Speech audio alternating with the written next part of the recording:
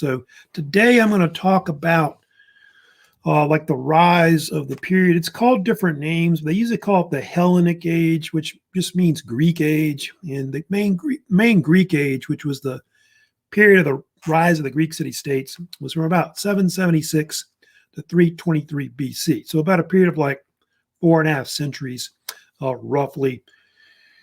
You can see the Parthenon in the background on Acropolis of Athens, which is, of course, very famous today. And later I'll get to the what they call the Hellenistic Age. You may have heard of that, which is the period that Alexander the Great started when he conquered like the Near East and Persia, which Greek culture dominates the region until about 30 BC before the Romans come in and become more powerful and all that. So I think from last time, I believe we had talked about the I've been talking about the Greek Dark Ages. I think we were getting into the Trojan War period. I'll blow that up if you don't mind. And I think we were talking about the Trojans. The Trojan War was the peak of the whole Mycenaean culture. That was like their last hurrah, which they think after 1200, the Mycenaean culture collapsed, which I think I mentioned how that may have been something to do with the Sea Peoples invasion. I don't know if I went into that or not. I think we already covered the Sea Peoples. They came in around 1200 BC. The Sea Peoples were some kind of seafaring confederacy of some kind of Indo-European peoples that had iron weapons. They wiped out a lot of cultures in the region, like the Hittites. I think I mentioned that. Hittites got wiped out by them. Like their city of Hattusa, which is like their capital, was burned to the ground by the Sea Peoples. Just destroyed them. And I think they caused the decline of Egypt afterwards because they attacked Egypt. Egyptians wrote a lot about them, the Sea Peoples. So there's been a debate about who the Sea Peoples were. I didn't really go into that, but there's all kinds of theories. And one theory is that the Sea Peoples might be the Greeks that come in, the so-called Hellenes, as they're dubbed. So, you know, this, of course, leads into that period I told you about. I think previously at the end of the last lecture on Monday, we talked about the Greek Dark Age or Dark Ages that came in. And it was a period of decline where civilization just went away. And the culture declined. Even though they have those iron technology that came in, the cultures that came in there for the next few hundred years is lacking. Anyway, they think that for like the next 300 years, most of the information, like from the 12th to the 9th century, is either from archaeology or from what Homer wrote. Because they think Homer wrote the Iliad and the Odyssey, was living about that same time when the Greek Dark Age occurred, which I think there's a debate about when Homer lived, which was maybe 9th century, I think maybe, or even 8th century, I think, even if you want to go further forward than that. So first thing we want to talk about, of course, in this period is the invasion of the Hellenes that come in. The Hellenes is what they call the Greek peoples that actually settle like Iron Age Greece around the Aegean Basin and all that. And I don't think I've quite explained much about where the name came from and the term, Hellen, which is still used today. It's believed that the Greeks that came into the Aegean region were related to this founder who went by the name of Helen. You see Helen, like H-E, sounds like a woman's name, right? H-E-L-L-E-N. I think usually Helen is spelled with just one L, like Helen of Troy. But they're not sure who he was. He was either some kind of chieftain, or you can't connect because you have to be on Facebook. You have to be logged in. I think that's why you can't come in. But they believe he was a chieftain or some kind of king, that they believe he was. And Helen was kind of like the Greek Moses, if you want to call that. Remember, kind of like Moses and Jacob. Maybe more like Jacob, really. You think about Jacob and the 12 tribes. And so Hellen basically was the father of like the Greek tribes. A lot of his sons and grandsons were eventually related to, of course, the tribes, of course, that would exist later. And so today in Greek, someone who is a Greek is called a Hellen. And if you're talking about more than one, it would be Hellenes or Hellenic people, basically Greek people, basically. And the term Greek or Greece comes from the Romans, from the Latin word, which is Grecia. So that's their term that they use, of course, later. So anyway, so that's why they still use that term for like I think Greece, like the Republic of Greece, is still called that name. They use the word Hellen still, Hellenic Republic or whatever they call it. Yeah, and those are the tribes, by the way, the so-called Dorians, the Ionians, the Aeolians, and you have all these different tribes that would come in later and try to, start populating different parts of Greece. The Dorians more settled in the southern part of Greece, where Sparta would be, which would be like the Peloponnese area I'll talk about later. And then the Ionians settled more in northern Greece, like where Athens is, and then also in like Western Turkey, area called Ionia, in the eastern part of, I guess, the Aegean. Now, Aeolians are kind of in the same area as well. There was a fourth tribe they talk about sometimes as well, that was well known, which was called the Achaeans. Some people think that's where the term Achaean came from, which Homer used to describe the Mycenaean culture, but I don't think they're the same thing, more or less. So yeah, they settled different parts, like I said, of the Aegean basin. Also, one thing that is famous about a lot of these tribes, they would create their own languages, like the you can see the Doric and Ionic Greek became the two main languages that they eventually developed in Greece overall. And so the different tribes would have their own dialect. And some say that part of why they developed the Greek language was to write down the works of Homer, stuff like that. So anyway, kind of talking about, the background of how Greece started. And then, of course, we need to get into talk about the so-called Hellenic Age, they call it, which I'm kind of talking about right now. The Hellenic Age, of course, is kind of a nickname for what they call the period when the Greek city-states rise overall. And you can see the dates of it. I think I've got it here if you need it. Of course, I'll get to that in a second about that. But the Hellenic Age is usually divided into two periods. But it goes from 776 to 323 BC, like I told you before already. And you can see it has two subperiods. It's got the Archaic or Old Greece. Archaic just means old, like Old Greece, which goes from the 8th century to 500 BC. Of course, it's debated about when it starts. Some people put it at 776 BC, which I'll talk about later, because that's believed to be when the Olympics started, like a long time ago, ancient Greek Olympics, and then down to 500 roughly. I think they say that the classical Greece or classical age of Greece starts about when the Greco-Persian Wars begin, which started around 500 roughly, which is a different period after that. And then the classical period of Greece goes down to the time of the death of Alexander the Great, who died in 323 BC. So most of the classical Greece period is like mostly the 5th and 4th centuries. And they call it classical Greece because that's considered like the peak culture of Greece. And that's where all those famous thinkers they were talking about, writers and philosophers all lived, was mostly during that time. And Herodotus, we'll probably talk about off and on, was also living at that same time as well. Yeah, they have that other period I just mentioned about a little while ago. They have another period called the Hellenistic Age, which we won't talk about today, but that goes from 323 to 330 BC. And that's when Alexander conquered Persia, and he spread like Greek culture to like Syria, Turkey, Egypt, Iraq, Iran, and even all the way to close to India at one point.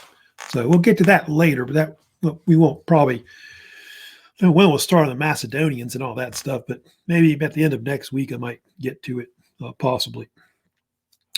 So yeah, of course we're talking about the Greek city-states. I have a map showing you the Greek world, which, let me see, there it is right here. You can see everywhere there's like a name of some kind of city or state there.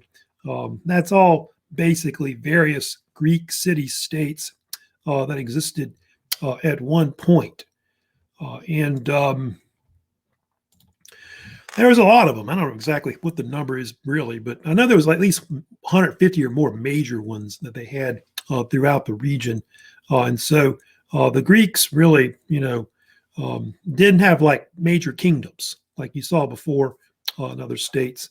And it's basically a collection of states that are more or less independent of each other.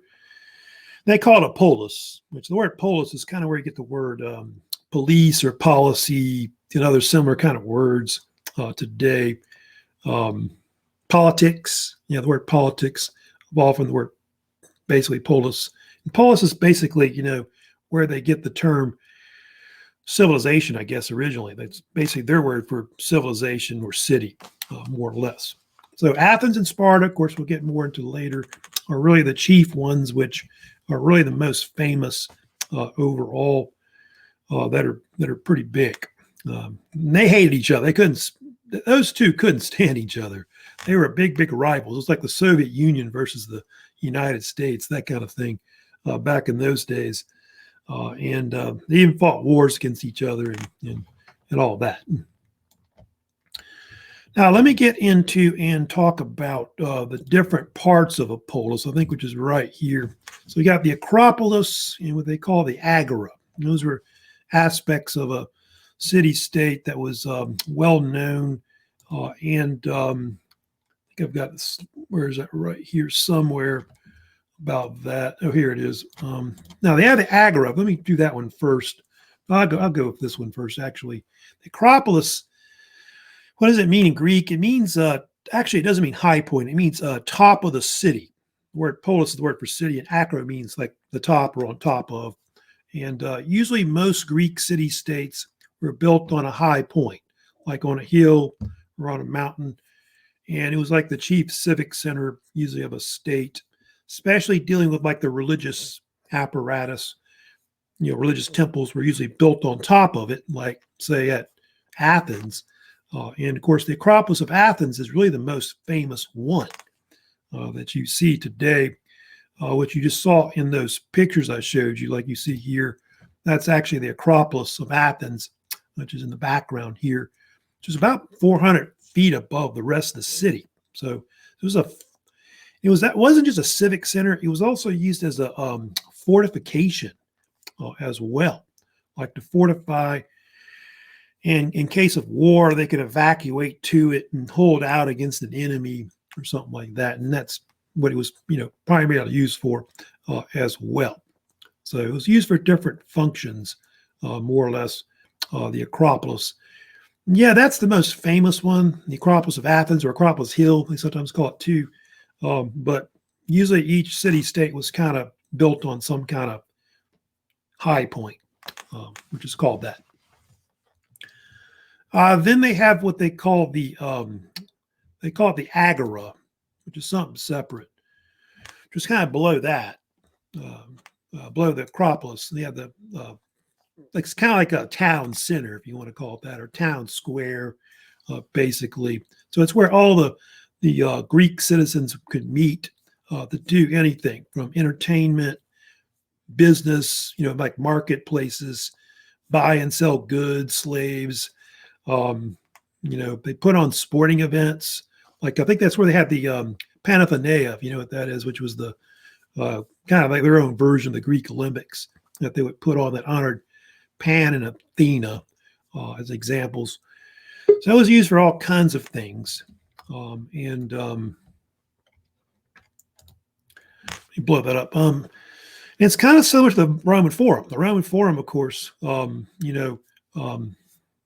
later more famous than really the Greek agora. Like most cities had this, of course, but I think most Roman cities had like some kind of forum that was kind of comparable to it as well.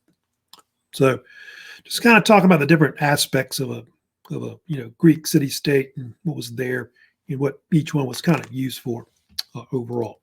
Now, another thing about the Greek city states, they experiment with different governments. I mean, everybody thinks of like democracy as like, the main government, like the Athenians in Greece developed as an example, but they had all kinds of governments. They had democracy, which I just told you about. They had what they call an oligarchy, believe it or not. They had what they call a tyranny or tyranny. And even some had some like states where they had like a monarch, which was actually rare. They didn't have monarchies much. They kind of did away with a lot of those. Almost like a tyranny or tyranny was really, kind of almost like a monarch, more like a dictator, though. I'll kind of talk about what the democracy was. Democracy is something that Athens developed. So it's a type of Athenian style kind of government that they came up with.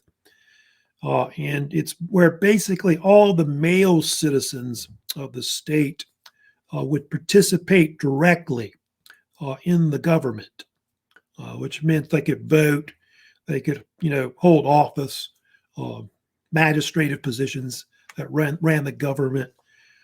So that's something that they developed overall. Of course, it says male. You notice that. Yeah, women did not have any rights.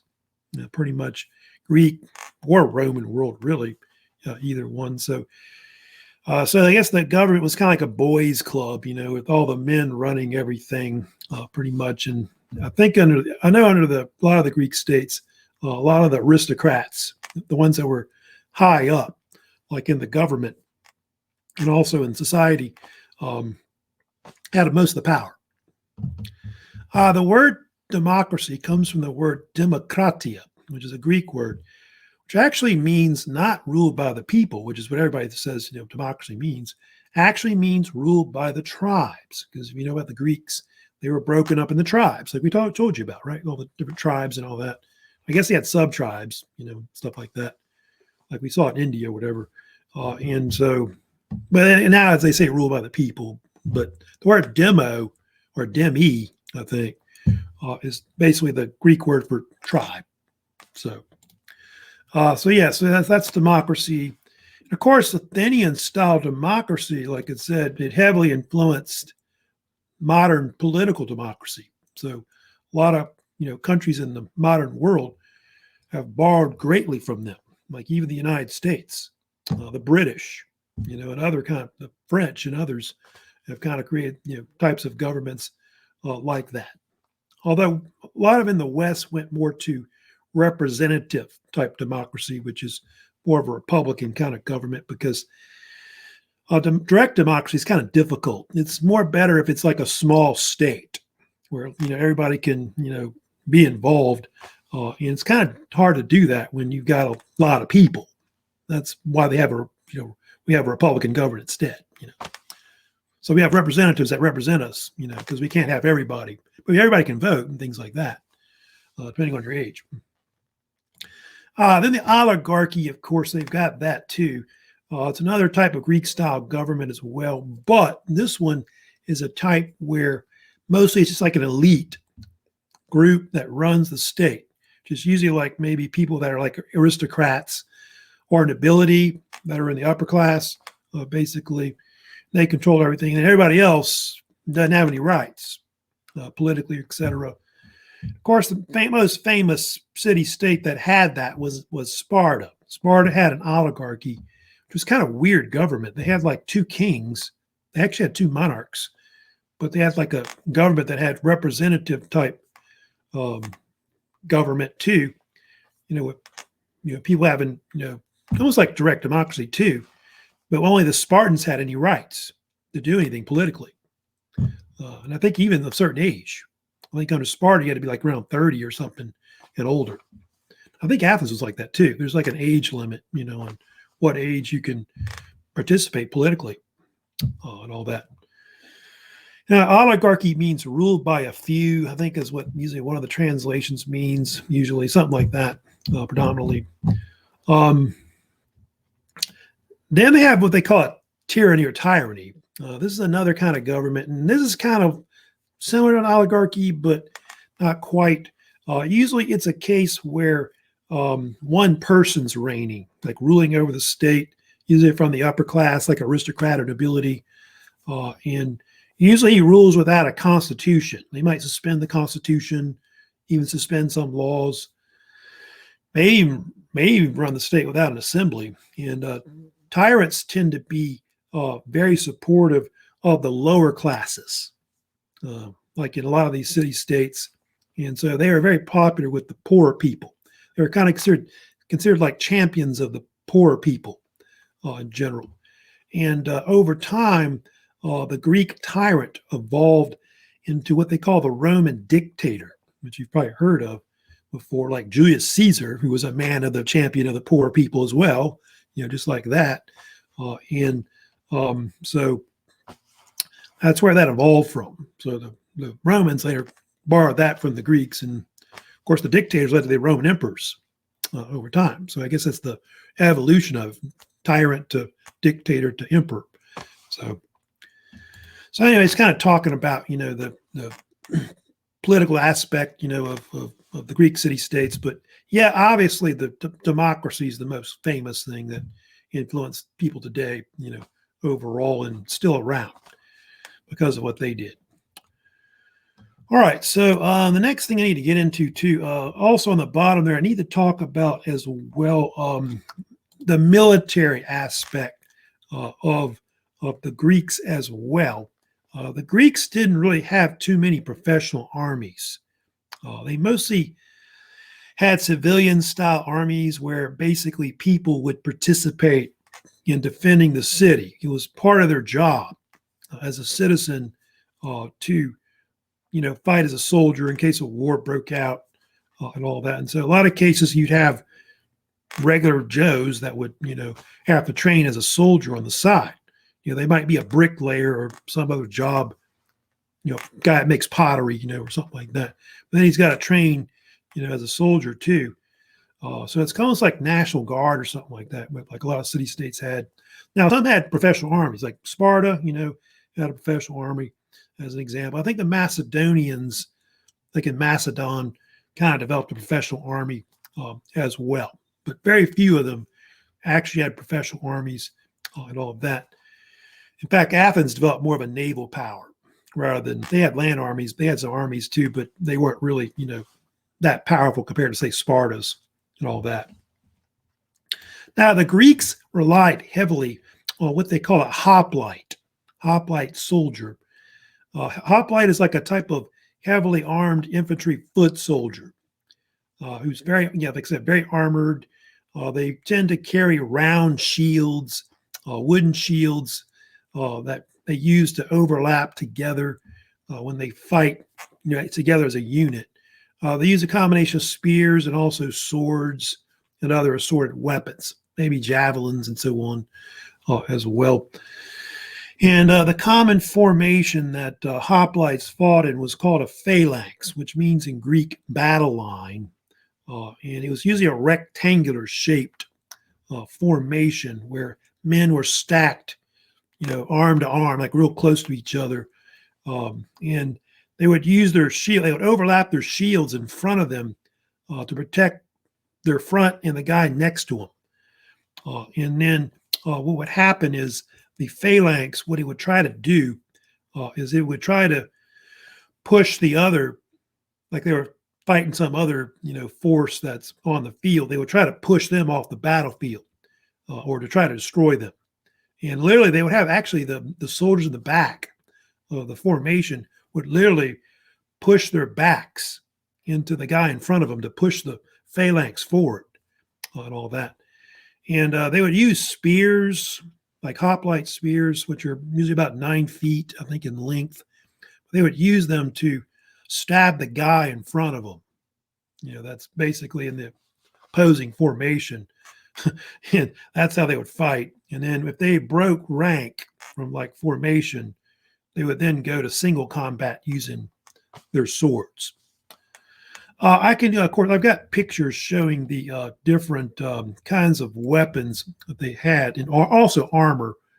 Oh, here's some pictures, by the way, if you want to look at it later. But here's some pictures I've got of the Acropolis of Athens. You want to just go look at that later. They're supposedly trying to rebuild part of it, like the Parthenon, which was destroyed years ago. There's the Parthenon right there. I'll talk about the Parthenon later. It was later built by the Athenian politician Pericles. And he also built the Temple of Athena Nike as well, which is on the Acropolis. But hoplite, that's, of course, the kind of armor they had. They had different kinds of what we call body armor, which I guess the term we can use, there's all kinds of terms that they use for the kind of body armor. I'll get to the round shield, but you're looking at like a bronze breastplate, which it's kind of like more like what they call a cuirass. You know what a cuirass is? Q-I-R-A-S-S, I think. And weighed about 50 pounds, just pretty heavy, something like that. 50 pounds, 40, 50 pounds probably at least, wrapped around your torso, your body. It's the one on the left you're looking at. They have other versions too, like they have like what they call lamellar. Lamellar is like a layer type armor they had. And there's one I do have a picture of, I think. Let me see where it is. It's on the right there. That one's called linothorax, which is mostly a type of armor that usually use like linen. So they have like linen armor. They might have leather armor. They have like, bronze type armor they had as well. I think lamellar was one of the most famous I know they used. It was probably one of the best layered armor. So that's the kind of armor they used as well. You can see helmets like this one on the right. Pretty much all the helmets were made of bronze. So you have iron helmets at that time. I think the Romans had iron helmets later. But this one is what they call a Corinthian style helmet that the city-state of Corinth developed. And it's the one that the Spartans used. So that's their kind of helmet that they kind of used. And a lot of the helmets were designed to scare the enemy. Like they'd make the face of it look real scary, maybe paint it. And also they had plumes on top, which the plumes acted as like a type of ranking system. So if you saw like a one that was straight like that, that's pointing forward, it would be like a lower infantry type soldier. And then I think if you see a plume on a helmet and it's a cross, like going across the helmet, where it's like facing you, the plume, that means there's some kind of officer of some type. So they had some kind of ranking system with the plumes that they used. They would sometimes shake their head too to kind of scare people. They move their spears around and just use all kind of psychological, stuff to scare the enemy. Also, had what they call greaves, which you see on the left there, greaves. And greaves is what they called leg armor, basically. Your leg armor. And they had some for the arms, too. But I think greaves that went on the arms to protect your arms from, like, sword blows or whatever. So they had those, which those might be made of different materials like bronze, leather, maybe linen as well. Then on the bottom right, you can see the round shield that they used. Most Greek shields were made of oak, like an oak wood, about 2 inches thick or so. It usually had a skin of bronze on the outside. And the Greeks called the round shield, it was called a hoplon, which is where you get the word hoplite from originally. So the so-called hoplon, the round shield. The Romans, they'd have rectangular kind of square shields, which are a little different compared to the Greeks. But the Greeks used the round shield to kind of overlap them and protect themselves in formation and all that. What else? Oh, weapons. The primary two weapons that they used were they had different swords. They had the straight sword. They did have a curved sword, which you see at the top right as well. The Greek sword was called I'll put it up on the screen again. It's called a xiphos. Xiphos is just Greek for sword. So they kind of like a short sword like the Romans had, of course, later. And then one of the primary weapons that they use too, so I've got a picture of as well, is of course a hoplite reenactor, I guess, of course, holding the hoplite spear, which is around, I think, about 9 foot or so. It's called a dory, which dory means in Greek spear. So anyway, and so you can see how he's holding is about how they would use it. They would basically use it to, they'd hold a shield in front of themselves, like we say, with the left arm, and they would try to basically stab the guy in front of them, overhand usually, with the spear. And sometimes the Greeks could be kind of nasty about it.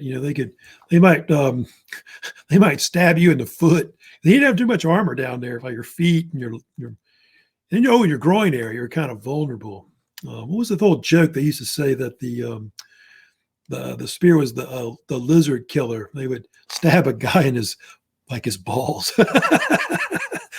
You're kind of vulnerable down there, that and your feet, So anyway, so yeah, those shields, I guess, didn't protect that part, maybe more or less. But yeah, you can see in the background, you've got the Roman legionnaires. They had chainmail and stuff. So they had better armor and all that. And the Romans had also this heavy javelin that they would throw at the enemy, which would hit your shield, and it would make your shield useless. You wouldn't be able to use it. It had some kind of weight in it. And you would just, oh, well, they'd come up and just stab you with their short sword. So anyway, so I just kind of just showing you the different, weapons and armor they had. But the Spartans, like I said, were really, the best, military, at least at that time. And then later the Macedonians came in, and they were even better overall. All right, so we're going to continue with this period. I'm going to, of course, talk next about the rivalry between Sparta and Athens, and kind of get into that. Now, Sparta itself, talk a little bit about them. They're, of course, a state that will develop in what is called the Peloponnese. The Peloponnese is a peninsula that's in the southern part of Greece, and it's basically where Sparta is. And Sparta is like on the bottom of it. Like the Sparta that you think of like in Mycenaean time, we're talking Menelaus and all, that's not the same Sparta as now. Like the Sparta during the Greek age, this Sparta state is some kind of state that evolved from the Dorians, like the so-called Dorian invasion that came in during the Greek Dark Age. So they're believed to be descendants of the Dorians.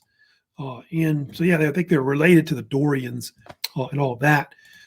And they speak like a Doric type Greek language, and their country or nation was actually called Lacedaemon. Yeah, Lacedaemon, you see on the bottom there, Lacedaemon. Also sometimes pronounced or spelled Lacedaemonia. We'll put an I and A on the end, which might be the more Roman variation of it, Latin name as well. Then from that, the name Lacedaemonia, I think, evolved to a shorter name, which is Laconia, which is spelled either Lakonia or also with a C. It would be spelled Laconia, Laconia. So it's either one. And that's what they call that area of Greece today. They call it Laconia, where the modern city of Sparta is now. Of course, ancient Sparta doesn't exist anymore. It's just all ruins there. Like I said, the Spartans, which are, of course, getting into next, were descended from the Dorian peoples that came in. And they did have a founder, which I did want to talk a little about today. His name was King Lycurgus. He's talked a lot about by the Greek writer Plutarch. I think he's one of the main sources on Lycurgus. I guess Herodotus must mention about him too. I'm thinking as well. He's got a little bit about him too. And they think that, of course, there's kind of a debate about when Lycurgus lived. Of course, I've got 8th century, I think, and stuff like that in there. But there's kind of a big debate about maybe when he lived, more or less. I was trying to think if I had a slide on it. I don't think I do on that one. But the Spartans lived down here, or to the bottom. This is the whole Peloponnese, the different regions and city-states that existed throughout. I think Corinth in the north is up here. And then in this area, you've got Olympia. They have the Olympics later, which is over here in that area. Lycurgus, he may have lived in the 700s BC. So that's debated about when he lived. They think he was one of the first major Spartan kings, at least from the Dorian period afterwards, not from the period of the Mycenaeans and all of that, which may or may not have been real. I don't know about that. And he's important, Lycurgus, because Lycurgus is the one that pretty much founded their government, their constitution. He created a lot of their military school overall. A lot of their law codes were supposedly developed by Lycurgus. I think they even may have called the codes at one point the Code of Lycurgus, I think was one nickname they may have dubbed it, which I think the laws may have been oral at one point and later written down. So he's kind of a figure that's kind of almost like mythological. So some people think he's a real guy and some people think he's not. So there's kind of a debate about that, although I think Plutarch seems to think he's maybe real or whatever. But he's definitely their founding father and really important. He's pretty much the one that organized their military and developed the Spartan military at the time. So that's why he's important, Lycurgus. Now, also the Spartans were known, you see up there, subjugated the Messenians and all that. There was a state to the west that's called Messenia, spelled different ways. I think in that map I was showing you, where was that map I had? It was right here. There's an area called Messenia. I don't know if you can see that or not on that picture.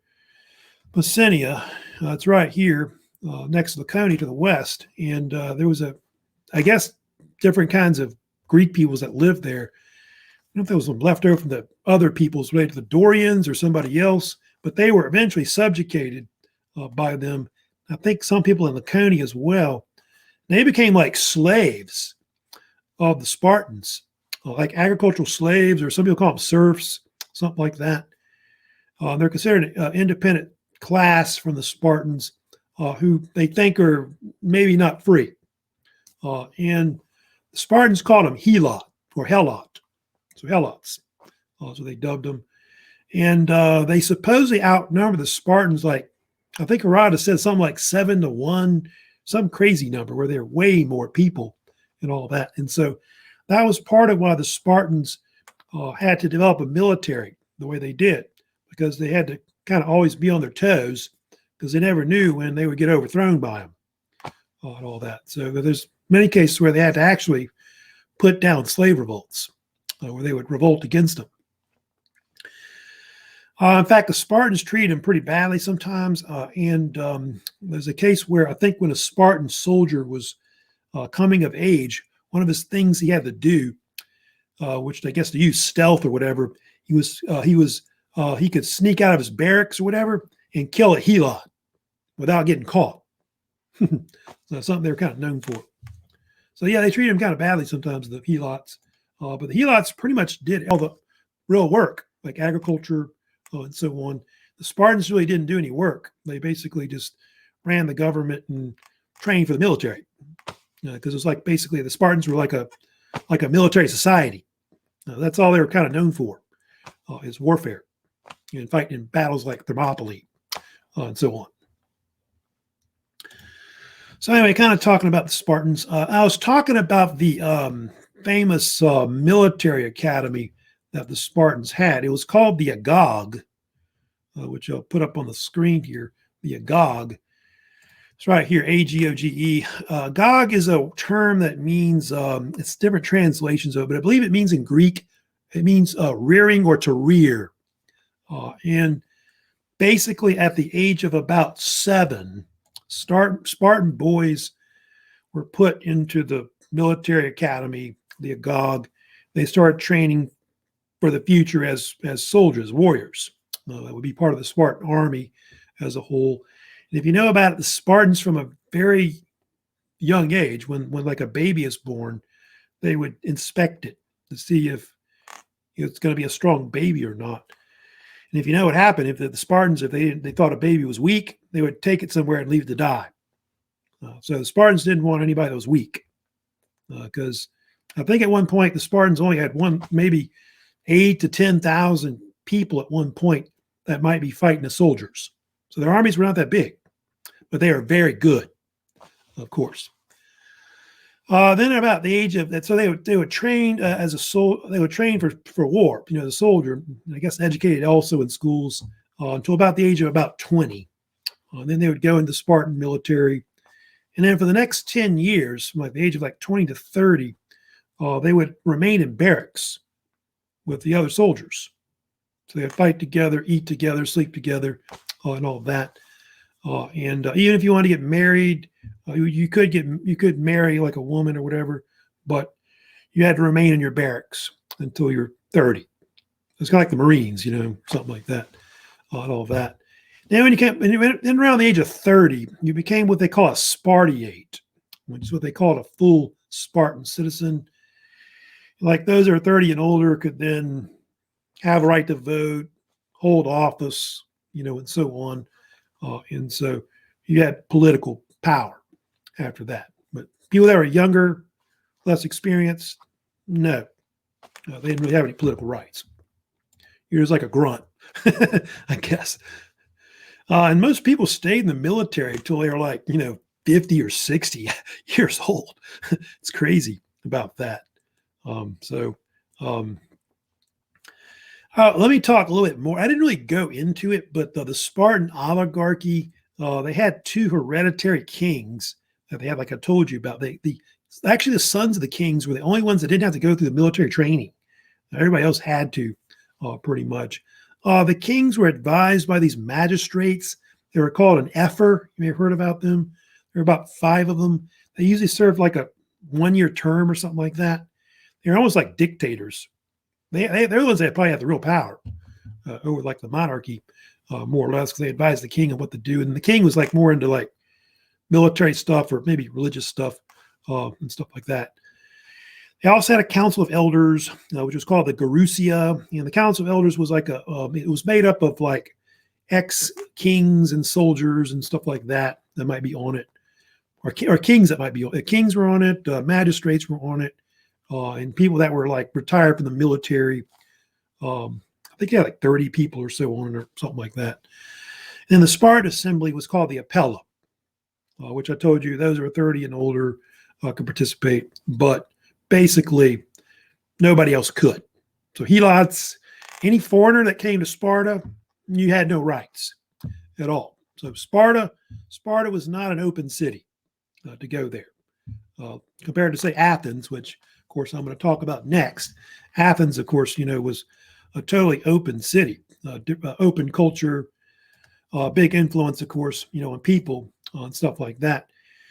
And so that's the next thing I need to talk about, of course, which is getting into the rise of Athens and all that. Now, Athens is on a different peninsula compared to where Sparta is. I've got a picture showing you where Athens, so you got the Peloponnese just down here. Sparta's like up in this area, just right here.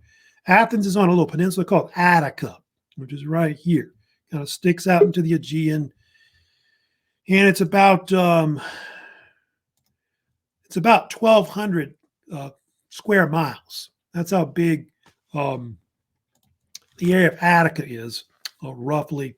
So a city state could be like a surrounding area, and then like a major capital or city. Of course, that's part of it, right there. The Athenians are more known for other stuff. They were known for like fighting some land battles or whatever. Like they had the Battle of Marathon was their big battle, but they were known for their culture, influencing other people. They were, of course, inventors of democracy, which influenced everybody. They were known for maritime trade. They had one of the most powerful navies in the Greek world, the Athenian Navy. They had a pretty good maritime fleet where they traded in the Aegean, Mediterranean Sea.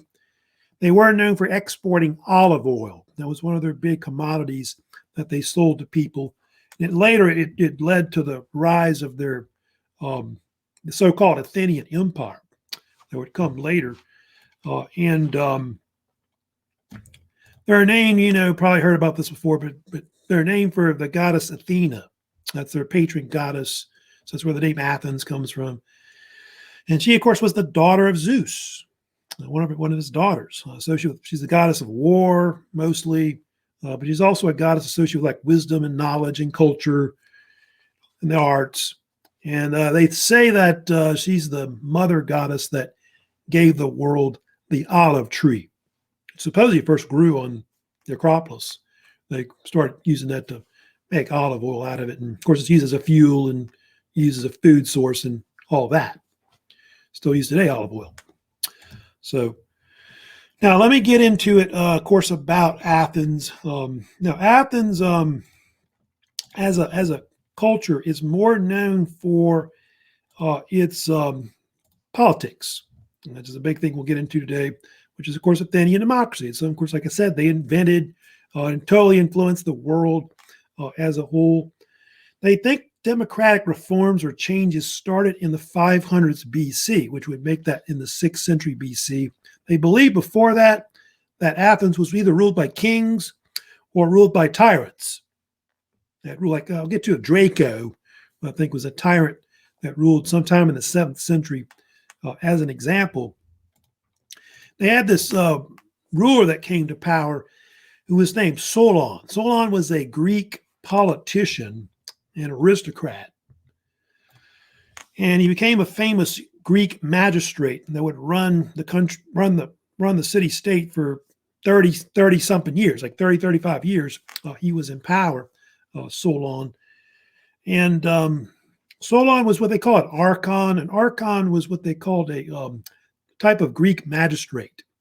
They didn't really have like presidents or anything like that, or kings. So it's kind of like a maybe like the Roman consul, I think might be kind of what it's kind of similar to later. And a lot of city-states had more than one. Like I think they may have had 3, maybe more, to help run the state. Some archons were like head of the government.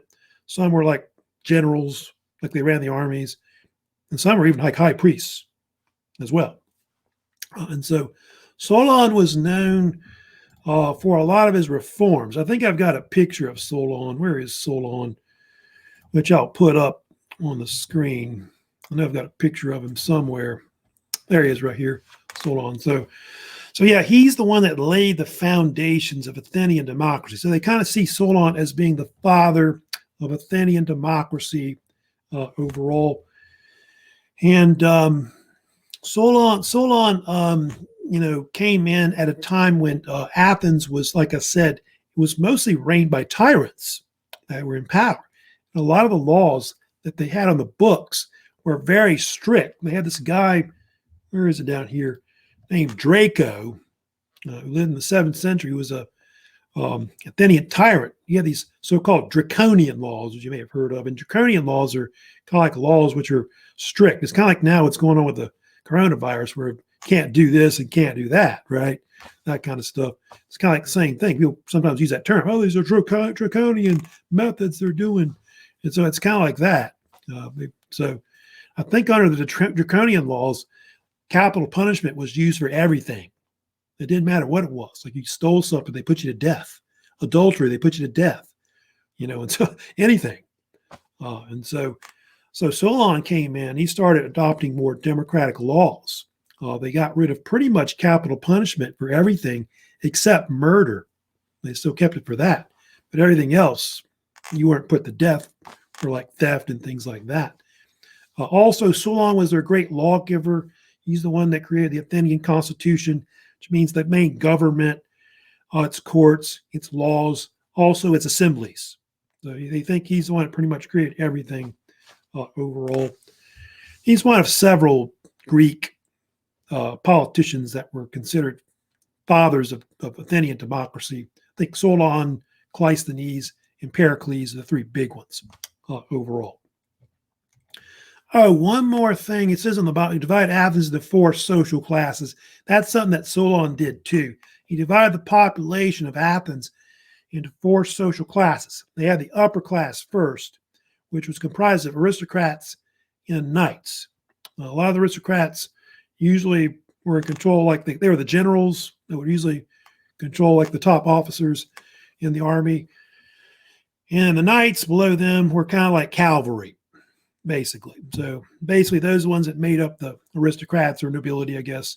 Middle class was like more like your hoplites. So most of your hoplite soldiers, infantry, foot soldiers, were in the middle class. That's who mostly fought on the fields of battle. Most of them were farmers, predominantly, like owned farmland and farmed. But some were also skilled artisans and stuff like that. Then they had the lower class, like peasants. They probably worked the land, but they didn't own any land and all that. And they were often called thets. And you know what they did militarily? They're the ones that rowed the ships, like the naval ships, like the triremes or whatever. Yeah, the Navy and all that. So anyway, that's how I kind of break them down militarily and all that. Now, I think a lot was based on wealth and property and stuff like that. Solon also created like a lot of their main assemblies. They had two main assemblies they had. They had one called the Ecclesia that they had. The Ecclesia was for all citizens to participate. So they might meet in like a Greek theater or something like that, where anybody can show up, publicly for it. And then he also found this other council called the Council of 400, and it was made up of 400 citizens that were elected once a year to serve like a 1-year term. And how you were elected to office was by lot. They would pick your name, like they would put your name on a pottery shard or something like that, put it in a pot. And if your name got picked, you got elected and you served for 1 year. So it could be anybody. They did this on purpose too, by the way, because they didn't, I guess, want tyrants ruling, whatever. So nobody knew who was going to rule, and be in power. The Greeks called a council, like an assembly, a boule, B-O-U-L-E, basically. The Romans also call assembly a council as well. So, also Solon was the one that also, they say, developed the Athenian Supreme Court, if you want to call it that they had, that met on the so-called Rock of Ares near the Acropolis. It was called the Areopagus. And it was a high council appeal that usually have like ex-archons on it, stuff like that, like usually elders are pretty much on it. And they had a lot of wisdom and so on. And they also would try a lot of the capital punishment cases, like you were going to be put to death. That was your last court of appeal. So it's kind of like the Supreme Court now, where, there's somebody being put to death. Usually the Supreme Court will have the last say on if you get executed or not. So it's kind of like the same thing. So they think that's where the Supreme Court idea came from, was from basically the Athenians, the Areopagus, which means Rock of Ares. One more thing about Solon too. Another thing, he's the one that started the olive oil industry too, in Athens, the city-state. He encouraged the Athenian farmers to specialize in growing olives. And so what they would do is they would export olive oil to like different countries in the region and keep all their other crops home, like grain or whatever, for themselves and all that. And so from that, they were able to profit in forming eventually the Athenian city-state into an empire, which you see in the peak of the 5th century BC later. And it's called the Athenian Empire, which they will have for a short time.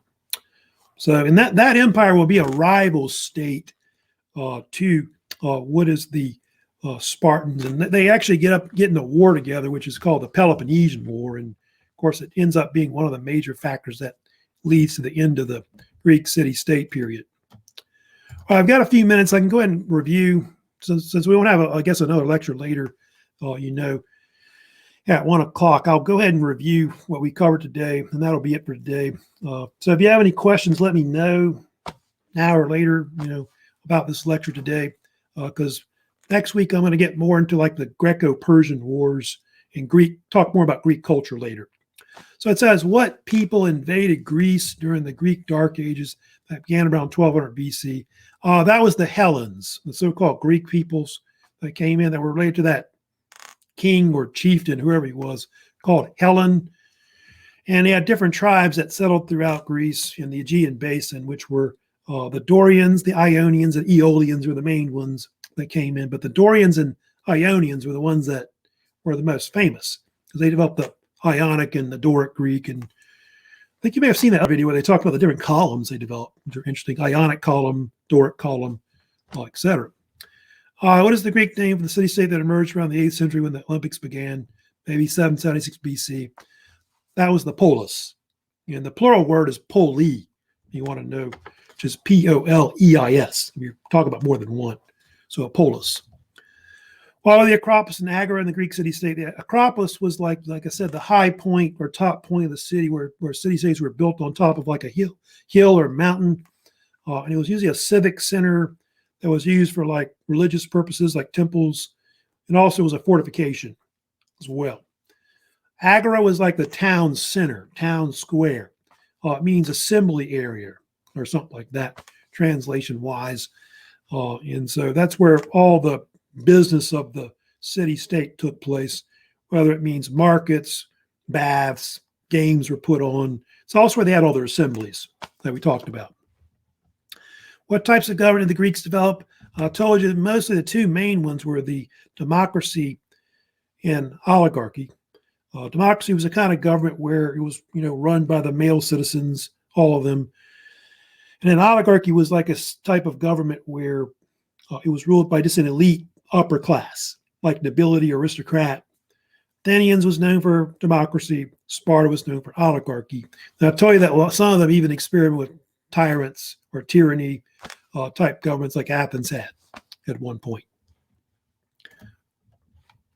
What were the hoplites? Hoplites were heavily armed infantry foot soldiers, the Greek militias, which fought with like spears and swords. What battle formation they used?